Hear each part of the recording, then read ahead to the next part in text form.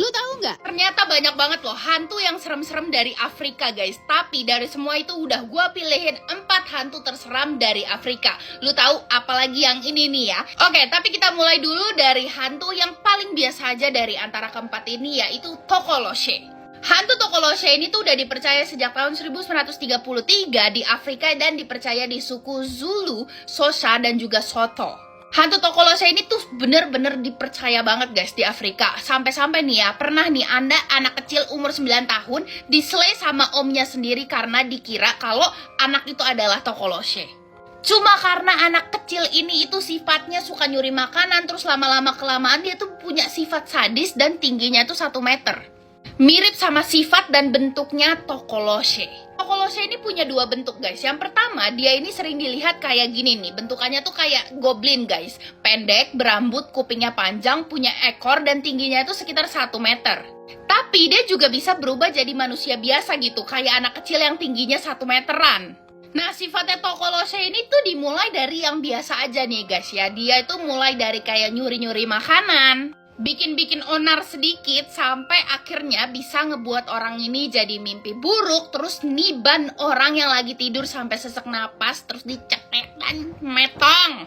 Nah, ini nih alasannya kenapa si Tokoloshe ini tuh bisa masuk ke 4 hantu terseram di Afrika, karena dia tuh nyerang kita pas lagi tidur. Ini semua dilakuin sama Tokoloshe untuk memenuhi energi negatifnya yang ngebuat Tokoloshe ini jadi makin kuat guys. Yang bikin Tokoloshe ini makin susah ditangkap nih ya, dia itu punya kalung kayak batu sakti gitu yang bisa ngebuat korbannya itu nggak bisa gerak dan juga ngomong. Dan juga kalung saktinya ini ngebuat Tokoloshe bisa berpindah tempat dengan cepat gitu guys. Langsung hilang begitu aja.